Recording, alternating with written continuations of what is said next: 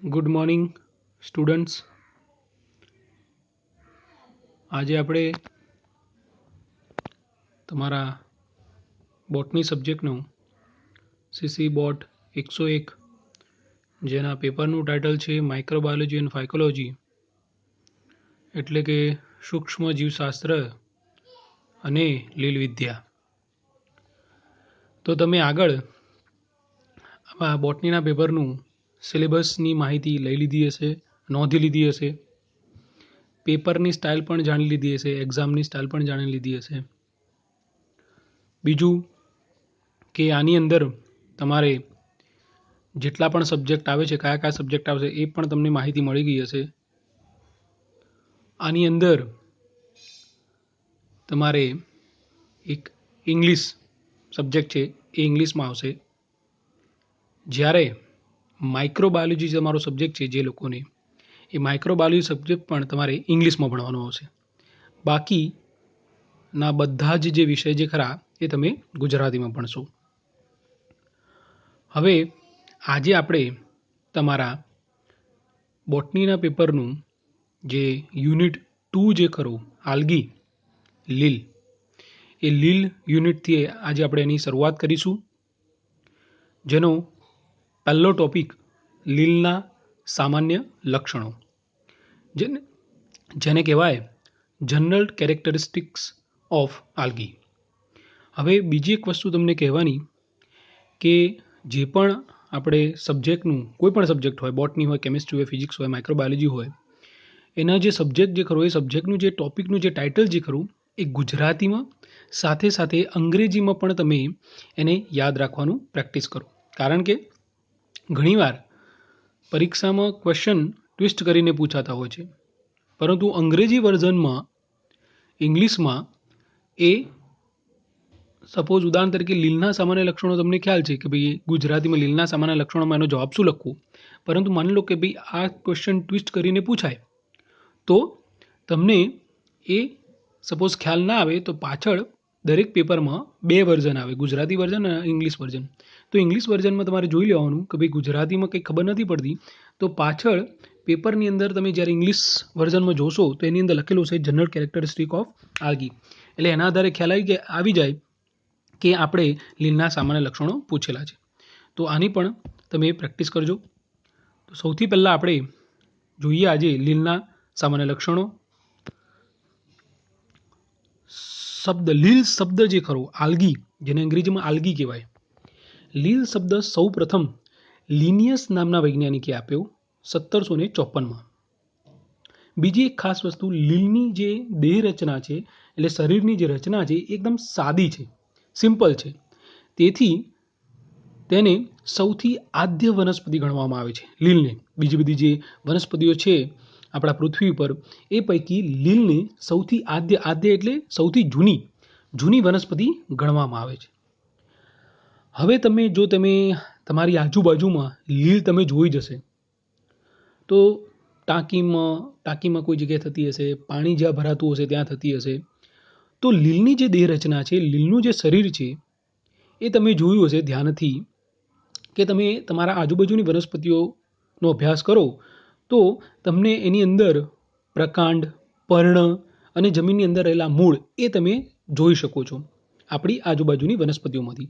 પરંતુ લીલ જે ખરું એ લીલની જે શરીર રચના છે, જે દેહ રચના છે, એ મૂળ, પ્રકાંડ કે પર્ણમાં વિભેદન પામેલી હોતી નથી, એટલે કે આવા કોઈ ભાગો ધરાવતી નથી. તેથી લીલની જે દેહ રચના જે ખરી એને શું કહેવામાં આવે છે? સુકાય પ્રકારનો દેહ ધરાવે છે લીલ. હવે ઘણીવાર જેને ઇંગ્લિશમાં થેલેસ કહેવાય, ઘણીવાર પરીક્ષામાં સુકાઈની વ્યાખ્યા પણ પૂછાય છે. તો સુકાઈની વ્યાખ્યા શું થઈ કે જે વનસ્પતિ મૂળ, પ્રકાંડ અને પર્ણમાં વિભેદન પામેલી ના હોય તે વનસ્પતિના દેહને શું કહે છે? સુકાય કહે છે. હવે આપણે જે લીલનો અભ્યાસ કરીએ એ લીલના અભ્યાસને ફાઇકોલોજી, અંગ્રેજી વર્ડ છે ફાઇકોલોજી. ફાઇકોસ મીન્સ ગ્રીક ભાષામાં ફાઇકોસનો અર્થ થાય આલ્ગી અથવા તો સીવીડ્સ. આલ્ગી એટલે લીલ, સીવીડ્સ એટલે દરિયાઈ ઘાસ. એન્ડ લોગસ મીન્સ ટુ સ્ટડી, એટલે અંગ્રેજીમાં શું થાય? ટુ સ્ટડી આલ્ગી, એટલે લીલના અભ્યાસને શું કહે છે? ફાઇકોલોજી કે આલ્ગોલોજી કહે છે. હવે જોઈએ લીલ વિદ્યાના પિતા એટલે કે ફાધર ઓફ ફાઇકોલોજી કોણ છે? એ છે F.E. ફ્રિટ્ઝ. લીલ વિદ્યાના પિતા એટલે કે ભાઈ લીલના સંશોધનમાં સૌથી મહત્વનો ફાળો જેમણે આપ્યો લીલના અભ્યાસમાં, એમને શું કહેવામાં આવે છે? લીલ વિદ્યાના પિતા, ફાધર ઓફ ફાઇકોલોજી. એ જ રીતે ભારતીય આધુનિક લીલ વિદ્યાના પિતા આ આખા વિશ્વના F.E. ફ્રિટ્ઝે લીલના અભ્યાસમાં સૌથી મહત્વની શોધ કરી છે, એટલે આપણે એને લીલ વિદ્યાના પિતા કહીએ છીએ, ફાધર ઓફ ફાઇકોલોજી. જ્યારે ભારતીય આધુનિક લીલ વિદ્યાના પિતા એટલે કે father of modern phycology of India, એમનું નામ છે M.O.P. આયંગર. આ શરૂઆતની કેટલીક માહિતી આપણે જોઈ. હવે આપણા મેઇન મુદ્દા ઉપર જોઈએ, લીલના સામાન્ય લક્ષણો. હવે લીલના સામાન્ય લક્ષણોને આપણે કેટલાક સબ ટોપિકમાં ડિવાઈડ કરી દઈશું એટલે તમને સરળતાથી યાદ રહેશે. જો જ્યારે પણ પરીક્ષામાં લીલના સામાન્ય લક્ષણો પૂછાય તો સૌથી પહેલો કયો મુદ્દો લખીશું? નિવાસસ્થાન. નિવાસસ્થાન એટલે લીલ કઈ જગ્યાએ જોવા મળે છે? કઈ કઈ એવી જગ્યા છે કે જ્યાં લીલ સરળતાથી તમે જોઈ શકો? તો પહેલા જે બે મુદ્દા છે એમાં આપણે લીલનું નિવાસસ્થાન કે લીલનું રહેઠાણ ક્યાં છે એની ચર્ચા કરીશું. એટલે કે આ મુદ્દા તમારે યાદ રાખવાનું કે ભાઈ લીલના સામાન્ય લક્ષણો જ્યારે આપણે પરીક્ષામાં પૂછાય તો પહેલો મુદ્દો કયો લખવાનો છે? એનું નિવાસસ્થાન, કે ભાઈ લીલ કઈ જગ્યાએ જોવા મળે છે. તો જુઓ, મોટા ભાગની જે લીલ ખરી એ લીલ મુખ્યત્વે જલીય સ્વરૂપે એટલે પાણીમાં જોવા મળે છે. એ તમે ખાસ કરીને એનો ખ્યાલ આવી ગયો હશે કે આપણે લીલ મોટાભાગે ક્યાં જોઈએ છીએ? પાણીની અંદર. એટલે મોટાભાગની જે લીલ જે ખરી એ મુખ્યત્વે જલીય સ્વરૂપે એટલે કે પાણીમાં જોવા મળે છે. કેટલીક મીઠા પાણીમાં જોવા મળે છે, ઉદાહરણ તરીકે ઉડોગોનિયમ, સ્પાયરોગાયરા. આપણા જે પાણીની ટાંકીની અંદર જે લીલ થાય છે એ કઈ લીલ છે? સ્પાયરોગાયરા નામની લીલ છે. તો કેટલીક લીલ એવી પણ છે જે ખારા પાણીમાં એટલે કે દરિયાઈ પાણીમાં જોવા મળે છે, ઉદાહરણ તરીકે એક્ટોકાર્પસ અને સરગાસમ.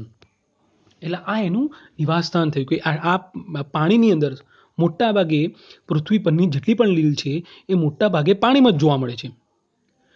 કેટલીક મીઠા પાણીમાં જોવા મળે છે તો કેટલીક દરિયાઈ પાણીમાં જોવા મળે છે. હવે આના સિવાય, આ પાણી સિવાય લીલ બીજી કઈ જગ્યાએ જોવા મળે છે એ જોઈએ.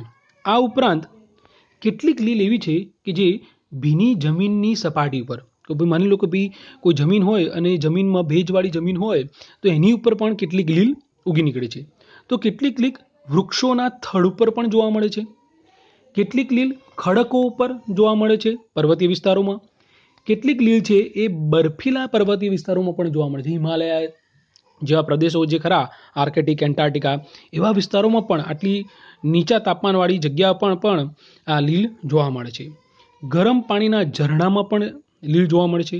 આ ઉપરાંત પ્રાણીઓની ઉપર કે તેના શરીરની અંદર અને અન્ય સજીવ ઉપર પરોપજીવી તરીકે પણ જોવા મળે છે. પરોપજીવી એટલે તમને ખ્યાલ આવી ગયો હશે કે ભાઈ પરોપજીવી, પરોપ એટલે બીજા ઉપર આધાર રાખે પોતાનું જીવન ટકાવવા માટે, ખોરાક માટે. હવે આ હજુ નિવાસસ્થાન જ ચાલુ છે. જો કેટલા પોઈન્ટ જોયા કે ભાઈ મોટાભાગની લીલ જે છે એ પાણીમાં જોવા મળે છે. બે પ્રકારનું પાણી હોય, મીઠું પાણી અને ખારા પાણી. એ બંનેની ઉદાહરણ પણ આપણે જોયા. આ ઉપરાંત પાણી સિવાય એ લીલ ક્યાં જોવા મળે છે? ભીની જમીન, વૃક્ષો ઉપર, ખડકો પર, બર્ફીય પર્વતીય વિસ્તારો પર, ગરમ પાણીના ઝરણામાં. આ ગરમ પાણીના આ બધા આપણે ડિટેલમાં આગળ જોઈશું કે ભાઈ લગભગ ગરમ પાણીનું ઝરણું એટલે 70 થી 80 ડિગ્રી તાપમાન હોય એની અંદર પણ સરળતાથી લીલ જોવા મળે છે. પછી પ્રાણીઓના શરીરની ઉપર અથવા પ્રાણીઓના શરીરની અંદર અને બીજા કોઈ સજીવો હોય એમાં પર એ પરોપજીવી તરીકે જોવા મળે છે. આ ઉપરાંત કેટલીક લીલ જે ખરી એ અન્ય વનસ્પતિઓ સાથે સહજીવન દર્શાવે છે. સહજીવન, સહ એટલે સાથે મળીને જીવન ગુજારે છે. ઉદાહરણ તરીકે જોઈએ, નોસ્ટોક નામની જે લીલ જે ખરી એ દ્વિઅંગી વનસ્પતિ એન્થોસિરોસ સાથે સહજીવન ગુજારે છે. એટલે કે બંને સાથે રહે છે. કોણ?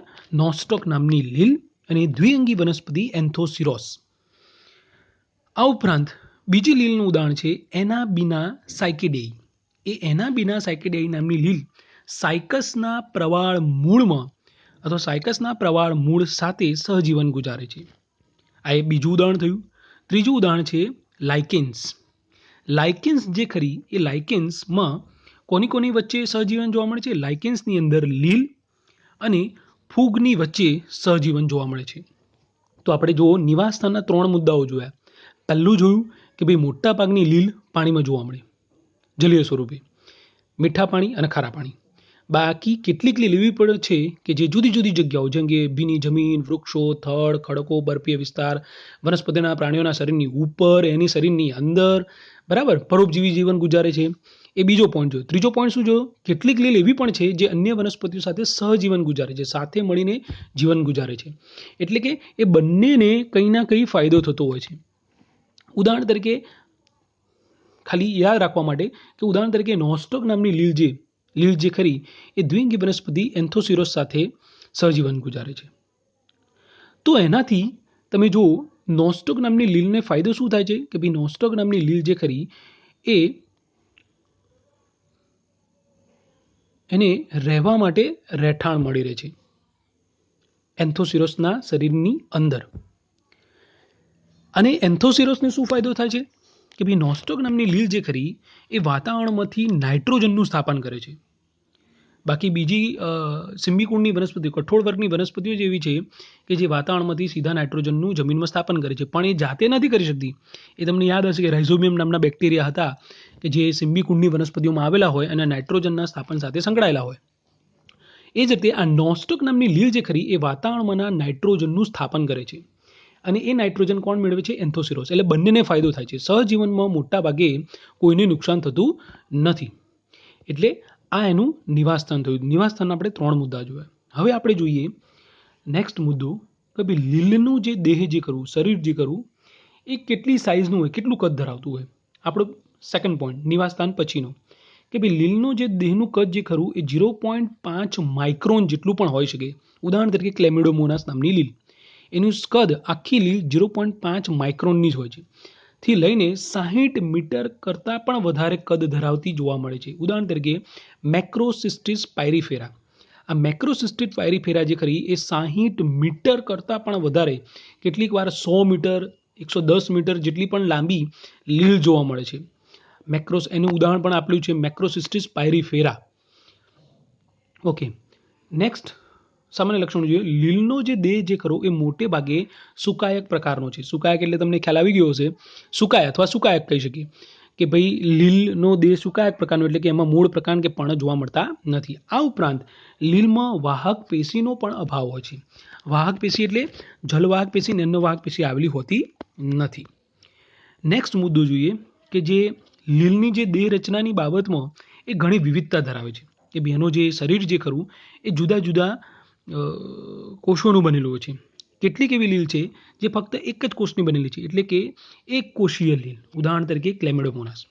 ક્લેમિડોમોનાસ નામની જે લીલ જે ખરી એ ફક્ત એક જ કોષની બનેલી છે. જુઓ આ રહ્યો એનો ડાયાગ્રામ. ફક્ત એક જ કોષની શું છે? બનેલી છે ક્લેમિડોમોનાસ. એટલે એ કેવી થઈ? એક કોષીય રચના ધરાવે છે. જ્યારે વોલ્વોક્સ નામની લીલ જે ખરી એ ટાંકણીના માથાના કદ જેટલું સમંડળ ધરાવે છે. સમંડળ એટલે સમાન, મંડળ એટલે ઘણા બધા. મંડળ કોને કહેવાય? એક હોય એને મંડળ ના કહેવાય, ઘણા બધા ભેગા થાય એટલે મંડળ કહેવાય. તમે જુઓ આ વોલ્વોક્સનો ડાયાગ્રામ છે. એની અંદર તમે જુઓ જે આપણી ટાંકણી જે ખરી ને ટાંકણીના માથા જેવા ઘણા બધા ભાગો એકબીજા સાથે જોડાઈને શેની રચના કરી? સહમંડળની. અને સ એટલે સમાન થાય કે ભાઈ બધા ટાંકણીના માથા જેવું જે કદ ધરાવે છે એ કેવા છે? સમાન કદના છે. એટલે એને શું કહેવાય? સમંડળ શરીર રચના. જો ક્લેમિડોમોનાસની શરીર રચના કેવી હતી? એક કોષીય. વોલ્વોક્સની શરીર રચના એટલે કે દેહ રચના કેવી છે? સમંડળ પ્રકારની. બરાબર, ટાંકણીના માથાના કદ જેટલું સમંડળ ધરાવે છે. તો કેટલીક સ્પાયરોગાયરા, ઉડોગોનિયમ અને યુલોથ્રિક્સ નામની જે લીલ જે ખરી એ બહુકોષીય તંતુ સ્વરૂપે જોવા મળે છે. એનું પણ આપણે ડાયાગ્રામ જોઈ લઈએ. આ રહ્યો આપણો ડાયાગ્રામ. આ છે ઉડોગોનિયમ. ઉડોગોનિયમનો તમે ડાયાગ્રામ જુઓ તો એનું જે દેહ રચના કરી આપણને જો તંતુ દોરી જેવો તંતુ હોય ને એવી રચના છે. માઇક્રોસ્કોપમાં આવી રચના દેખાય. સપોઝ તમે એને બહારથી જુઓ તો પાતળી દોરી જેવી રચના હોય એવું દેખાય. તો એને આ એક કોષીય હતી, આ સમંડળ પ્રકારની રચના હતી. તો આ કેવી રચના છે? એકદમ પાતળી દોરી જેવી, એટલે કે તંતુમય રચના છે. અને બહુકોષીય એટલે શું? એ એક કોષની નથી બનેલી, એ એક કરતાં વધારે કોષની બનેલી છે. હવે તમને એક કોષીય અને બહુકોષીયમાં તફાવત શું એ તમને ખ્યાલ હશે તો પણ તમે સમજો. તમારી આંગળી જુઓ, તમારા આંગળીમાં વેઢા વચ્ચે આવેલા છે, આડી લીટીઓ આવેલી છે, જેના કારણે આપણી આંગળી કેવા ભાગમાં વિભાજિત થઈ જાય છે. તમે ગણી શકો ભાઈ આ 1, 2, 3, એક આંગળીની અંદર 3 ભાગ પડે છે, બરાબર? તો કેવું થયું? આપણી આંગળી બહુકોષીય હતી. સેમ આ જે આપણી આંગળીના વેઢાના કારણે જે આપણી આંગળી વિભાજિત થાય છે, સેમ એવી રચના આ સ્પાયરોગારા અને ઉડોગોનીમાં જોવા મળે છે. કે ભાઈ આખો જે સુકાય જે ખરો એ જુદા જુદા ખંડોમાં વિભાજિત થાય, એટલે એક કરતાં વધારે કોષો ધરાવતો હોય, એટલે આપણે શું કહીએ? એને બહુકોષીય. માની લો કે ભાઈ આપણા આંગળીની વચ્ચે આવેલા જે વેઢા છે અથવા જે આડી લીટીઓ છે એ ના આવેલી હોય તો એક જ કોષ થાત, બરાબર? તો એક કોષ બહુકોષીય રચના થઈ. આ ઉપરાંત કેટલીક લીલ જે ખરી એ નળાકાર મૃદુતકીય રચના ધરાવે છે.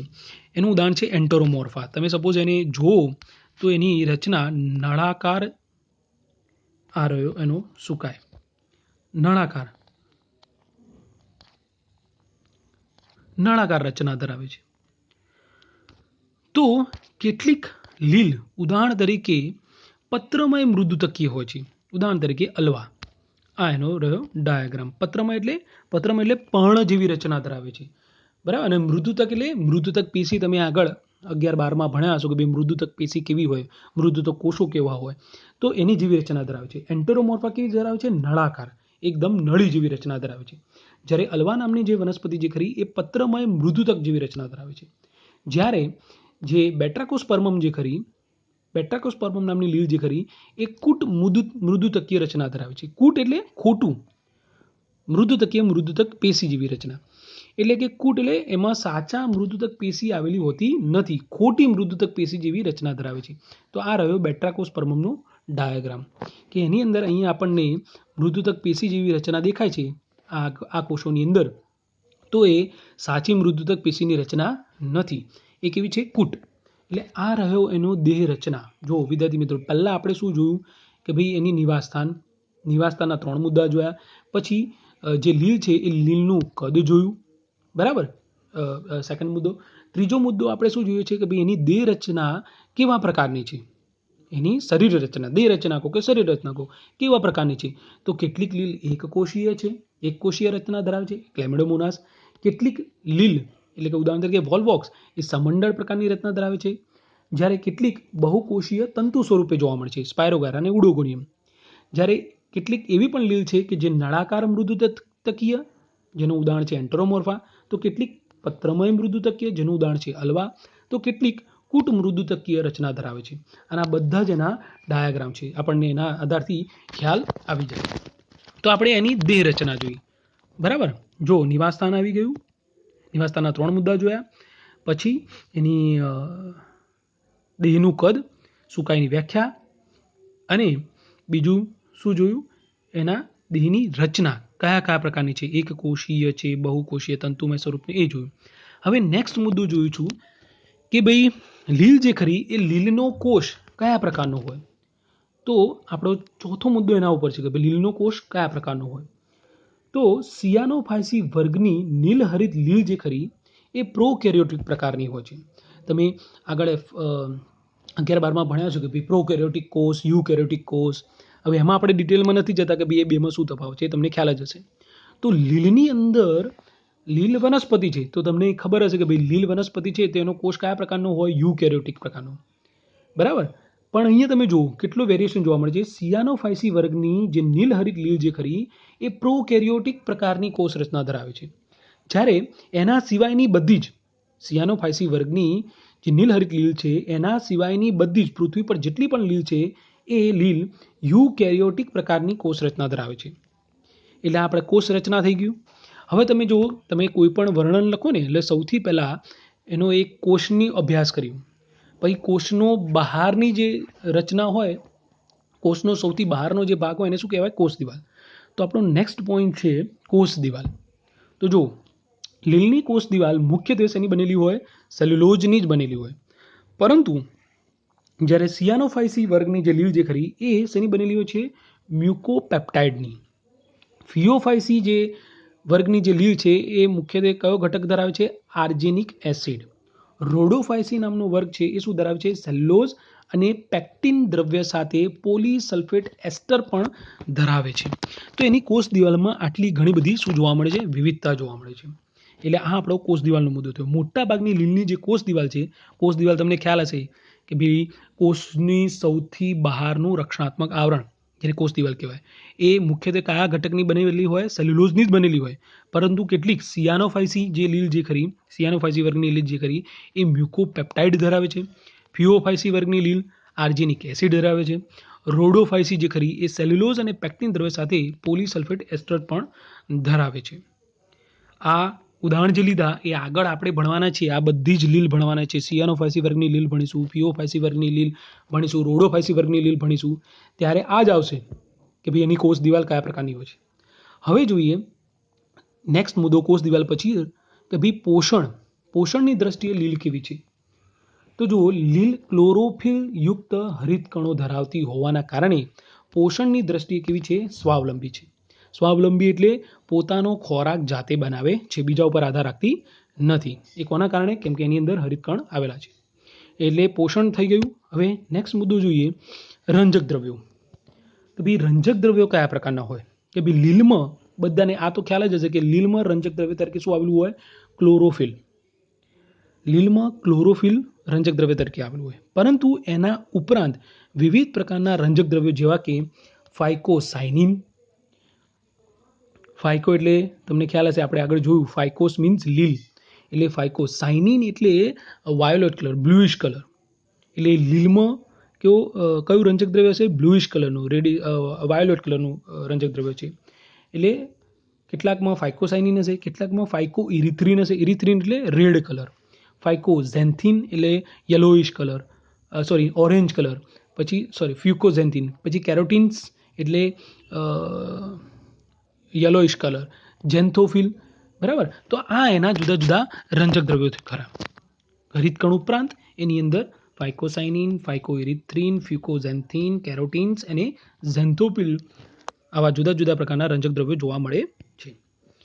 હવે જોઈએ હરિતકણ. એની અંદર હરિતકણ કેવો છે? તો એની અંદર હરિતકણ વિવિધ આકારના જોવા મળે છે. જો કેટલાકમાં કુંતલાકાર જોવા મળે છે. એટલે કે કુંતલાકાર એટલે કે તમે ડીએનએની રચના જોઈ હશે 11-12માં. હા, તો ડીએનએની રચના કેવી હતી? કુંતલાકાર હતી. તો કેટલાક લીલમાં એનો જે હરિતકણ જે ખરો, હરિતકણની પણ રચના તમે ભણ્યા હશો કે ભાઈ કેવી રચના, એક ડિસ્ક જેવી રચના હોય છે. પરંતુ આ લીલની અંદર ડિસ્ક જેવી, બધામાં ડિસ્ક જેવી રચના હોતી નથી. કેટલીક એવી પણ લીલ છે કે જે હરિતકણ જે ડિસ્ક જેવો દેખાય છે એ જુદા જુદા આકાર ધરાવે છે. ઉદાહરણ તરીકે જોઈએ કે ભાઈ કેટલીક હરિતકણ એ કુંતલાકાર હોય છે. ઉદાહરણ તરીકે સ્પાયરોગારા. કેટલાકમાં એ હરિતકણ જાલાકાર હોય છે, જાળી જેવી રચના બનાવે છે. એનું ઉદાહરણ છે ઉડોગોનિયમ. કેટલાકમાં એ હરિતકણ તારાકાર રચના ધરાવે છે. એટલે તમે જુઓ તો હરિતકણ તમે ડિસ્ક આકારનો નહીં દેખાય. કેવો દેખાશે? તારા જેવો. તો એનું ઉદાહરણ છે જિગ્નીમાં. કેટલાકમાં તે પટ્ટાકાર દેખાય છે, પટ્ટાકાર હરિતકણ, બેલ્ટ જેવું. એનું ઉદાહરણ છે એક્ટોકાર્પસ. તો કેટલાકમાં પ્યાલાકાર, પ્યાલા જેવું, ગ્લાસ જેવો એટલે કે પ્યાલાકાર જેવો હરિતકણ જોવા મળે છે, જેનું ઉદાહરણ છે ક્લેમિડોમોનાસ. તો આપણા હરિતકણનો આકાર જોઈ ગયા. એના પછીનો નેક્સ્ટ મુદ્દો છે ખોરાકનો સંગ્રહ કયા સ્વરૂપે થાય છે. તો તમને ખ્યાલ હશે કે ભાઈ આપણી આજુબાજુની જે વનસ્પતિઓ છે એ ખોરાકનો સંગ્રહ કયા સ્વરૂપે કરે છે? સ્ટાર્ચ સ્વરૂપે કરે છે. તો લીલમાં પણ જોઈ લઈએ કે ભાઈ ખોરાકનો સંગ્રહ કયા સ્વરૂપે થાય છે. એના જુદા જુદા ઉદાહરણ છે. ક્લોરોફાઇસી અને કારોફાઇસી લીલમાં ખોરાકનો સંગ્રહ કયા સ્વરૂપે થાય છે? સ્ટાર્ચ સ્વરૂપે, અન્ય વનસ્પતિની જેમ જ. જ્યારે સિયાનોફાઇસી વર્ગમાં સ્ટાર્ચનો જે સંગ્રહ છે, ખોરાકનો જે સંગ્રહ છે એ સિયાનોફાઇસિન સ્ટાર્ચ સ્વરૂપે થાય છે. રોડોફાઇસીમાં ફ્લોરિડિન સ્ટાર્ચ સ્વરૂપે થાય છે. ફિયોફાઇસી વર્ગની લીલમાં ખોરાકનો સંગ્રહ લેમિનારિન સ્વરૂપે થાય છે. જ્યારે ડાયટમ્સ જેવી લીલમાં ખોરાકનો સંગ્રહ લિપિડ સ્વરૂપે થાય છે. જો આગળના આપણે જેટલા પણ જોયા ને એ બધા મોટા ભાગે કાર્બોહાઈડ્રેટ જ છે. ડાયટમ્સ નામની જે લીલ છે એ ડાયટમ્સમાં ખોરાકનો સંગ્રહ લિપિડ સ્વરૂપે થાય છે. એટલે કે ખોરાકનો સંગ્રહ પણ આવી ગયો. હવે જોઈએ કશા. એની અંદર કશા કયા પ્રકારની હોય? સિયાનોફાયસી અને રોડોફાયસી ગ્રુપ સિવાયની આ બે વર્ગ કોણ? સિયાનોફાયસી અને રોડોફાયસી ગ્રુપ સિવાયની લગભગ મોટા ભાગની લીલ કશાઓ ધરાવે છે. બાકી આ બે જ જે ગ્રુપ છે સિયાનોફાયસી અને રોડોફાયસી એ કશા ધરાવતા નથી. એ સિવાયની બધી જ લીલમાં કશાઓ જોવા મળે છે. આ કશાઓ અગ્રીય હોય એટલે કે અગ્રભાગે આવેલી હોય, પાર્શ્વીય હોય એટલે કે સાઈડમાં આવેલી હોય, કાં તો એ લીસી હોય કે પિંચાકાર હોય. આ એની રચના થઈ. હવે આનો છેલ્લો મુદ્દો જોઈએ આપણા લીલના સામાન્ય લક્ષણોનો કે ભાઈ એમાં પ્રજનન કયા પ્રકારે થાય છે. તો લીલમાં પ્રજનન 3 પ્રકારે થાય છે. વાનસ્પતિક પ્રજનન, અલિંગી પ્રજનન અને લિંગી પ્રજનન.